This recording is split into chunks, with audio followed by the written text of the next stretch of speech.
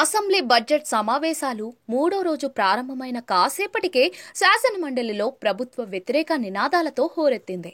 Social media కార్యకర్తల అరెస్టుల వ్యవహారంపై చర్చకు వైఎస్ఆర్సీపీ పట్టుబట్టగా చైర్మన్ అందుకు నిరాకరించారు. దీంతో ఎమ్మెల్సీలు చైర్మన్ పోడియం చుట్టుముట్టి అరగంట పాటు నినాదాలతో తమ నిరసన తెలియజేశారు. సోషల్ మీడియా అరెస్టులతో పాటు డీఎస్సీపై పీడీఎఫ్ వాయిదా తీర్మానం ఇచ్చింది. అయితే చైర్మన్ కొయ్యే మొషేన్ రాజు ఆ రెండు తీర్మానాలను తిరస్కరించారు. తమ వాయిదా తీర్మానంపై చర్చించాల్సిందేనని చైర్మన్ ను మండలిలో ప్రతిపక్ష నేత బొత్స కోరారు. ఆయన అందుకు చైర్మన్ అంగీకరించలేదు. దీంతో పోడియం వద్దకు వచ్చి చేరిన వైఎస్ఆర్సీపీ ఎమ్మెల్సీలు ఆందోళనకు దిగారు.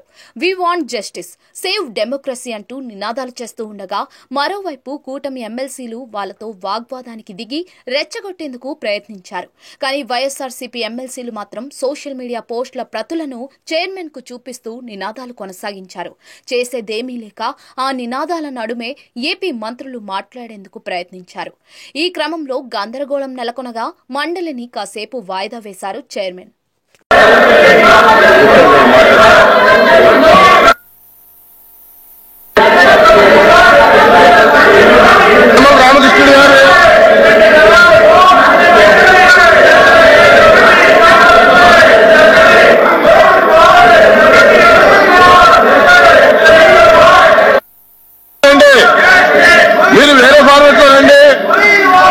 వాయిదా తీర్మానం తిరస్కరించాం.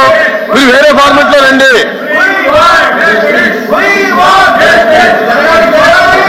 రామకృష్ణ గారు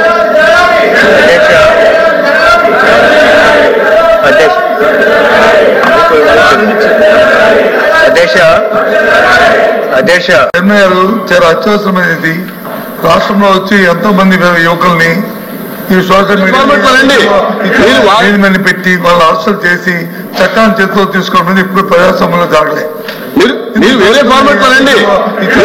వేరే ఫార్మెట్ లో రండి. వాయిదా తీర్మానం తిరస్కరించిన తర్వాత దాన్ని ఎలా చేయడం జరగదు.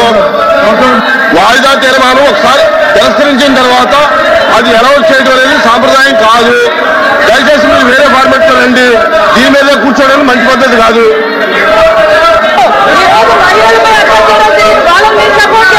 కూర్చోండి.